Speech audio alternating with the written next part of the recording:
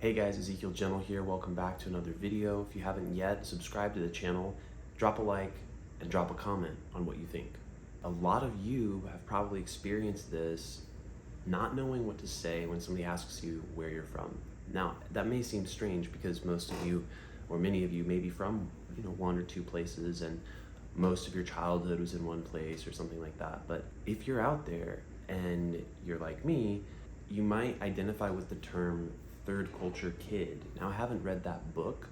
I've heard it's great, but ultimately they make the case for an American kid being raised in another environment, another nationality, another culture, and then coming to the US. You seem like a national, you seem like you're American, but your mannerisms and your behaviorisms are just a little different. They're just a little off.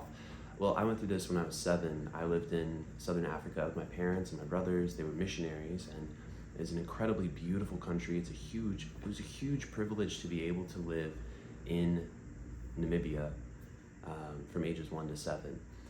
Not just because of the wildlife and the nature, but because of the perspective that you're able to get when you're living an experience as if you're American, yet you're in a third world or a developing country, we'll call it. There are some incredible things about Namibia overall. At the time, I think it was considered a developing country. I don't know if it still is, but the vast majority of it is a desert, and it's the second largest desert in Africa, I believe. Maybe Southern Africa. I think it's the Kalahari number 1, and then the Namib Desert number 2, as far as Southern Africa goes. Of course, that doesn't account for the Sahara. But that notwithstanding, my parents were missionaries. They split up when I was 7. At that point, we all came back to the US and then grew up in Oklahoma from then on. I was in Oklahoma through college, and then I moved to California, and I was there for about 7.5 years, and now I'm on the East Coast. So when people ask me where I'm from, I typically have already figured out, are we going to be a business contact? Are we going to be a personal contact?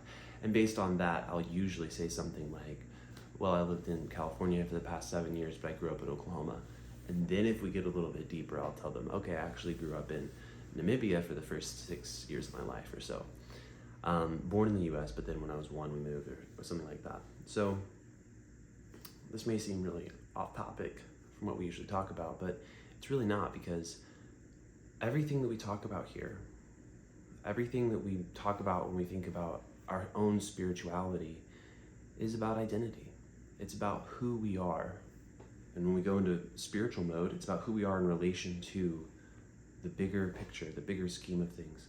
I think deep down we all know that this layer is only so... This layer is still only that. It's a layer of the full reality. Why? Because we can feel things that we can't fully see. That's why it's so hard to put your feelings into words. You're experiencing something at a soul level that your words fail to really speak to, even if you're really articulate and you have a great vocabulary. So, where am I from? Well, it depends on who's asking. For some of you, I'm from YouTube, But I bring all that up to say, somebody close to me asked me that question, and I said what I just said to you, and it reminded me that, my life, and by the way, quick side note, this is for me as much as it is for you. So if you're here, I appreciate you being here, because you're giving me a chance, you're listening, you're giving me that lending ear. And I may come across as being 1,000,000% confident about something, but it's a dialogue. I'm just as curious as you are about the best thing for me, and am I living my best life? Am I as happy and abundant as I could be? Am I as loving as I could be? So all that to say, when we're thinking about ourself in relation to spirituality, ourself in relation to the world, I think that's why it's crucial we know what the story is we're telling ourselves. The story I told myself for a long time, to be honest with you, has been passive. It's been about the things people in my life did, and therefore, of course, as a side effect, I'm here. And that's a really constant theme in my life, if I'm going to be honest with you. The book that I'm reading, The 7 Habits of Highly Effective People, is really challenging me to accept the fact that I made choices every step of the way. From a long time ago, I've been making choices. So this is why they say don't blame. Don't blame others for what happens to you, because the choice that we have is ultimately our own access to freedom. Because the things that happened in my past, from my perspective, are objective. But the range I've gone in my conclusions and my feelings about them, huge. Very, very vast. When we talk about identity, where you're from, the other follow-up question that usually comes is, where are you going?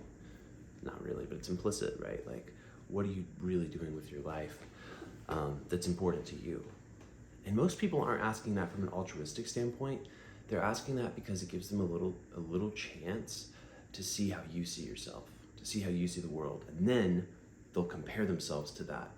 Now, if it's an ill-natured person, they might do it for the sake of judgment or criticism. If it's somebody who typically is meaning well and wants to be a good source of joy and community in your life, they'll say something positive because they immediately recognize, he just opened up to me. He just shared something about himself. I'm gonna acknowledge, oh, thanks for sharing that, or oh, that's so cool, or oh, wow, like, why are you into that? These are all ways that we can kind of support one another as we're going through this adventure of life, figuring out who we really are. Now, to some of you guys, this may just sound like I am off the rails. Please know that this channel is really dedicated to these thoughts that are lofty, these thoughts that are hard to describe and hard to nail down. So we could get really analytical and use data and make really concrete arguments, but the purpose of this channel is to get us to talk, and that's not going to happen if I do my best to persuade you to something. It's going to be a lot better if I just openly share and get a little bit raw with you guys about what I really think about these things, because that's how it all started. You responded to that Christianity video, and then you got me thinking. Other questions were asked, and so I've seen 2 or 3 different therapists since that started, and not because things are going horribly wrong, although they did. It's a long story. I don't know if I'm ready to share that with you guys on YouTube, but I'm sure the time will come. That's why the change of scenery, that's why the change of a lot of things. But again, it's teaching me so much about myself, and it's teaching me about, there are these core, so this is what I would say to those who think I'm off the rails. As many of you think that I may be off the rails, there are just as many that are having a similar experience. Why? Because my circumstances are not that different from a lot of people's circumstances growing up. Forget the Africa thing for a second. 57% of millennials had one parent growing up. So 25% of US families are headed by a single parent, and 80% of single parent households are moms. Okay, so it's way less than I thought. It's 21% of US children live primarily with a single mother.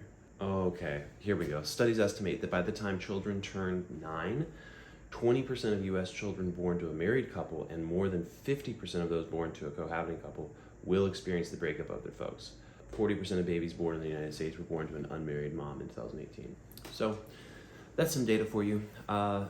Anybody who falls within that category, now my parents were together till I was 7, then they split up, and then it was, I would see my dad but once or twice every year. So for a while I saw him every summer and every Christmas, and then I saw him kind of once a year, and then not really at all. So a lot of people like that. Anybody who's like that, maybe you've had an issue with, I don't know, things like being a nice guy, being a people pleaser, doing things for the sake of others' comfort, running the program. You become really, really good at finding the hierarchy and the rubric for success, and then just going all in and getting approval through work, getting approval and validation of your soul and worthiness through work, getting worth from other people, only feeling good enough if somebody else is, running you down, romantically speaking. So only feeling good enough if you're with somebody else at the time. If you only feel good enough when you're with somebody else, you will always have an over-dependence on somebody else. It's also called codependency. It's called codependency, nice guy syndrome. I don't really care what you name it or label it, but here is the harsh reality. You, as an autonomous, sovereign person, have unique thoughts. You have a unique perspective. You have something to create. I don't care if you don't think you're creative. You are. I believe this. That's the biggest lie that everybody tells themselves. I think because I make music and I've done creative things in public before, people think I have this just overabundance of creativity. It's not that. It's just creativity is like a horse that you ride. And it's a matter of like how often do you go out there and take care of your horse and ride it and care for it. If you never do, it probably died. And you might have to somehow find another horse, right? If you do every day, you and that horse are going to be in sync. Okay, so that's the comparison I would draw. You are creative, I am creative. And the reason that's so important is because at the core of this thing of identity is creativity. What actually makes you who you are is nothing that we can see. It's nothing that we could read about. It's what you create. It's how you create.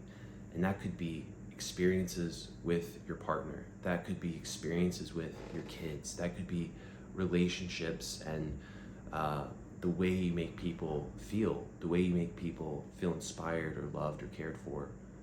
That is what you create. That is your creativity, and that is at the core who you are. So that's important because when people start to ask where you're from, they're ultimately asking a deeper question. Who are you? Like, I don't get you, or like, I don't have a grid for you. Yeah, sometimes people just want to know, where are you from? But often what I find is that's the beginning of a line of questioning that they want to ask, but maybe don't have the social skills too. So help them overcome that boundary or that barrier. Let them know where you kind of think you're from based on what makes sense, but then maybe go a little bit deeper and you can talk about who you really are. And it's like, yeah, I'm from here and a little bit of there.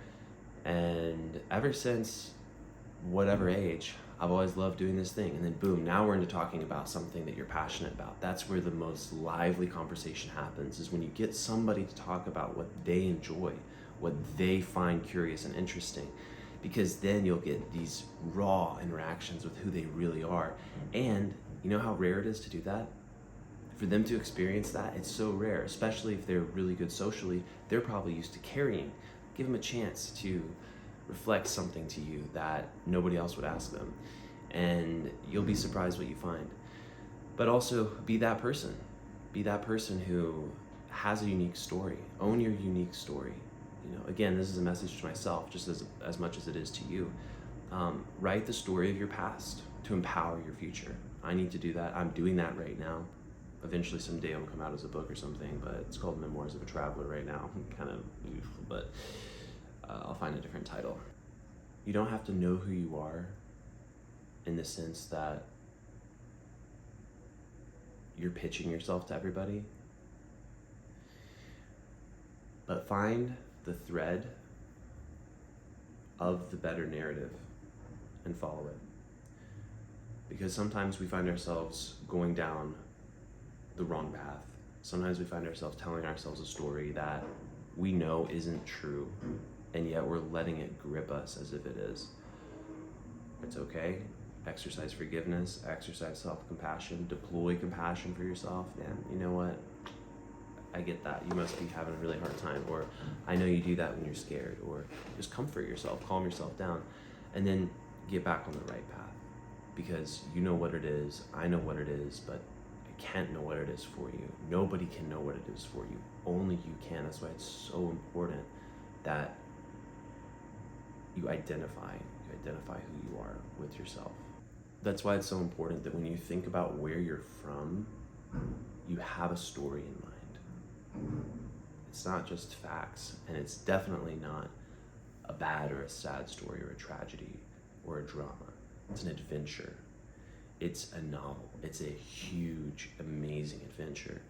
If we can see the things in our past as being stepping stones to get to the best version of ourselves, then we'll be able to have forgiveness, then we'll be able to let things go and find the empowerment that it always offered.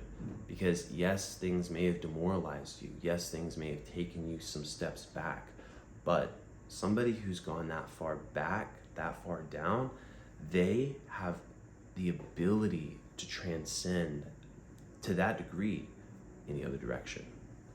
I believe that however far down you were, you can experience at least to that extent on the upside.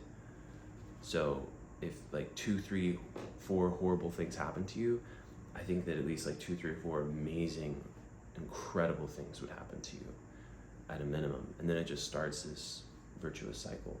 So always hoping you guys manifest abundance, and always hoping you guys see yourself with worth and dignity and respect and capacity for more. If you like this video, drop a like, drop a comment, and I'll see you in the next one. Don't forget to subscribe.